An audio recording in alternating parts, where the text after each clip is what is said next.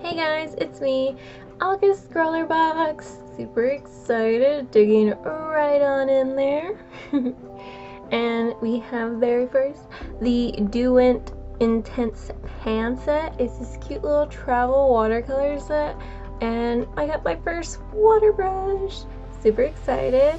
Got a whole nice little rainbow and variation here. Can't wait to try this out. And then comes with a cute little cap on the watercolor brush so you can take it apart but still keep the water in there. And then let's see what's next. The Faber-Castell Graphite Aquarelle 2B. It's a cute dark gray watercolor pencil. Very sleek and shiny. And then we have the Koh-I-Noor extra soft kneadable eraser. Kind of stiff to me. And then a cute little candy, a cute little challenge for the month, False Prayer, and then the theme is watercolor whenever. Gotta say, loving this month's theme so far. And not just because I love all the supplies too. Anyways. And then we have the featured artist, and her piece matches the Scrawler challenge like perfectly. It's a cute nun. And then the featured artist for this month, I think it's Milkyrat. She's a watercolor artist, and they even include artist tips on the back, which is really helpful if you've never used watercolors. And you know, the whole point of this box is to try new things and all that jazz. But it's really interesting that this time they have tips on how to use the materials instead of just giving you the materials also. So anyways, moving on. They purposely provided a ripped in half sheet of watercolor paper. It is called the Botanical Ultra Smooth Watercolor Paper, and it's 50% cotton and really white, and it took me a slight minute to figure out which was the upside, which was the downside. And you know, I had to start with the candy as always. It took me a minute, like I looked at everything and then I just started sketching to try to figure out to bring all these materials together, you know. Got this watercolor set, and then it wasn't really a lot of materials, which has helped, because when you have like too many things going on, you start worrying about how you're gonna incorporate it all. So I started trying to think, okay, so I have False Prayer and I got watercolors to work with. So then I first started by figuring out what I wanted to do with these two pieces of paper, and it came to me like I want to do a half and half, like one side like really dark and then one side really bright. And I started with the darker side. And first I started with the sketch. You can see off to the side that I sketched like the idea before I forgot it, because I was like, oh my god, that would be perfect. So half first kind of like Day of the Dead, and the other half is like a more like living version, because the False Prayer made me think about how faith can be wavering, or at least the strength of it can be. And one thing that usually makes you like question your faith is life and death, because really we only have a short amount of time, you know, metaphysical, all that jazz. But anyways, and I really liked how it came out.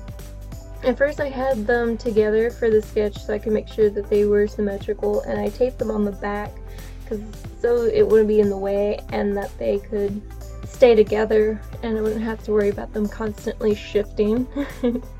And then it took me a minute, you know, I was like, okay, what kind of designs do I want on her face? That was fun. And then trying to remember how the bones anatomy works from memory. Like once long ago I did draw the entire like muscle structure and skeletal structure of a person.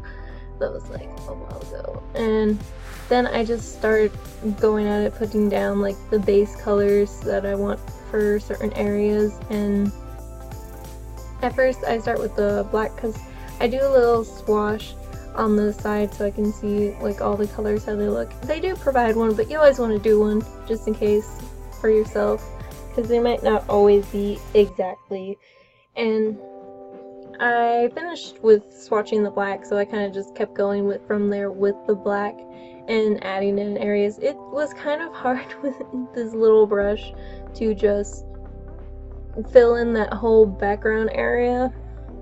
And it was also interesting working with a watercolor brush for the first time, because usually, you know, you can control the moisture easily, you know, with brushes in general, and with this one it's in there, so knowing how much pressure to apply and where to apply it.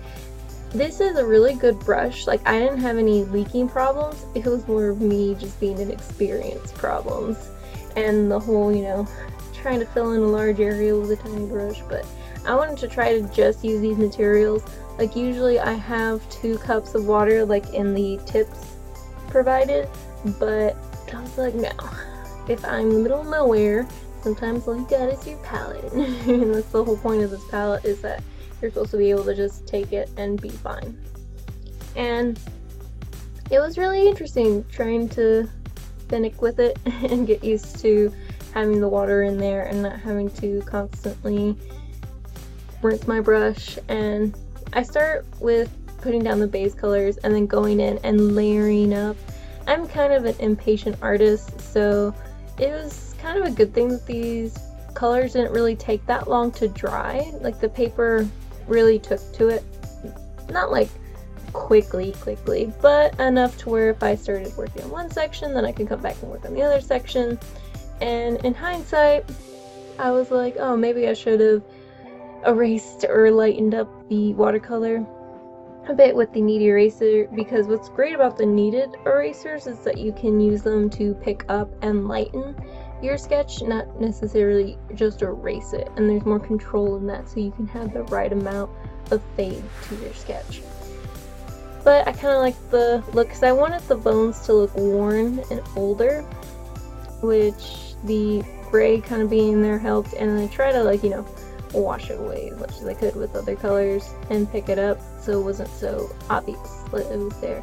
And then I kind of just go in and try to make the bones look like more like bones, and then, you know, working on the designs of everything, layering up colors to help add depth. Like in the shadowing of her shawl, I don't just do the black, I also go in there with some of the dark green and some of the purple, just to help it not just seem black.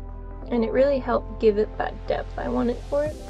And then I kind of mess up here just because it's kind of hard to do dots with this brush, because I was kind of worried like there are these little bubbles of paint, and I just didn't want anything like that to happen to it. And I take them apart because I didn't want to mess up the skull side while it was drying. So I untape them and then I start working on that side. And then kind of messed up on the skin because I realized that where her nose is, you'll see like a really dark skin kind of splotch, and that's from where I realized I was out of water. So good thing is I had a cup of water beside me. Bad thing was that I didn't check my pen to see if it was still full. But I did the entire 1/2 with just one filling of the pen. So that was really great. So this pen can go quite a while without you having to constantly refill it, even though it's so tiny, which is really cute. And the sponge does a really good job of cleaning out the brush, and I kind of like the effect that I got trying to fix my mistake. So, you know, Bob Ross would say happy accidents. And then I tried to focus more on not so dark but more vibrant colors on the left side than the right side, and it's because with the darker side, you know, I made sure to bring out like all those darker colors of the palette. And then what's really great is that this palette had a lot of range. I was able to do a really dark right side and a really vibrant left side with no problems really. The only problem is that this is a broad brush, so it was kind of hard to get those eyelashes the way I wanted. And because it's small, it was hard to, you know, get a whole area. So really the only downsides of this is only because it is what it is and nothing more or less than that. I really liked it, and I really am glad that I stuck with the ScrawlrBox. So like, subscribe, comment, whatever you guys want. See you soon. Bye!